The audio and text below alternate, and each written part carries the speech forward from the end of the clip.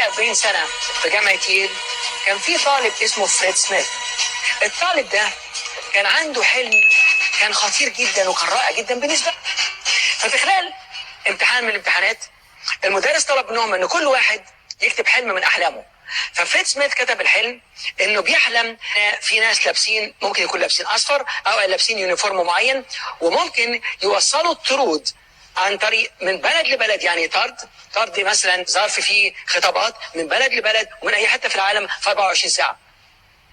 المدرس بص لها واداله 50%، وقال ده حلم، طبعا حلم غبي جدا، مش ممكن حد اطلاقا يقدر يحقق حاجه زي كده. فريد سميث ما سمعش النقد اللي جاله، لكن هو اخذ فلوس من زوجته، باع سجاير وحاجته هو شخصيا، باعوا البيت اللي عندهم، عمل كل اللي يقدر عليه وجمع فلوس وعمل اول شركه عشان توصل الطرود من العالم اي حته في العالم في 24 وسماها فيدرال اكسبريس. اللي حصل ان هو اول 8 طرود بعتوهم كان هو نفسه بعت 4 منهم. طبعا في اول سنه خسرت فلوس كتير جدا، الناس كانت بتضحك عليه، ولكن هو كان عنده حلم، كان عارف ان حلمه هيتحقق وفضل مستمر فيه، وكانت كل حاجه كانت صعبه جدا بالنسبه له، ولكن هو تخلى عن حلمه لغايه ما وصل لمرحله النهارده فيدرال اكسبريس موجوده في العالم كله بسبب حلم واحد عرف مع الهدف، وكان ملتزم بهدفه، وكان عنده استمراريه، وكان عنده صبر، كان عنده كل مفاتيح النجاح. تعال نشوف فيدرال اكسبريس ونشوف فريد سميث. هل كان عنده؟ طبعا واضح كان عنده امل في الهدف ده، طبعا كان عنده اسباب يحققه، طبعا كان عنده طاقه موجوده، كان عنده مهارات طبعا، وتعلم حطها في الفعل وفشل، بس ما كانش في فشل. عشان كده بقول باستمرار ليس هناك فشل، ولكن هناك خبرات وتجارب.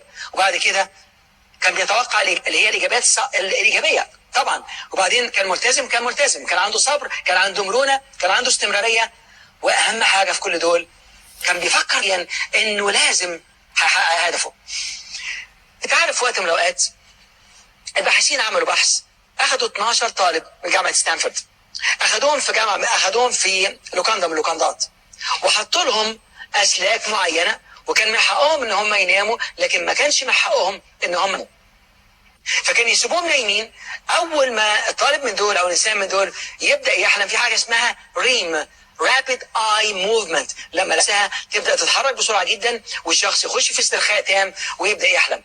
اول ما يوصل المرحله دي بتعمل ذبذبات عندهم في المكان اللي قدامهم، يروح مصحين الشخص. يعني معنى كده كان عنده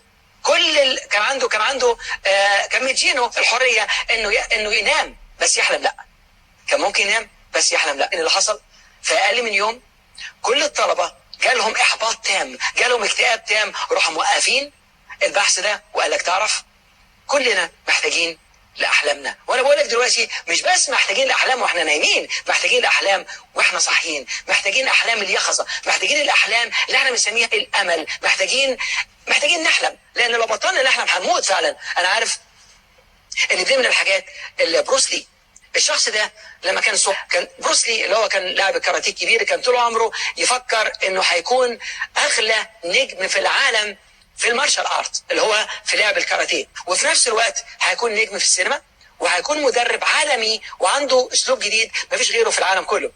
طبعا كان بيحلم وياما ناس ضحكت عليه وجعل واشتغل في غسيل الصحون واتبهدل اخر بهدله، لكن حلمه كان باستمرار موجود، كان عايش حلمه لدرجه لغايه ما الحلم طلع للحقيقه. وكان فعلا كان من اغلى كان من اغلى النجوم الموجودين في السينما، وكان عنده اكبر مدرسه موجوده في امريكا الشماليه بحالها اذا كان في العالم بالنسبه في الستايل بتاعه، وده حلم ضمن الاحلام.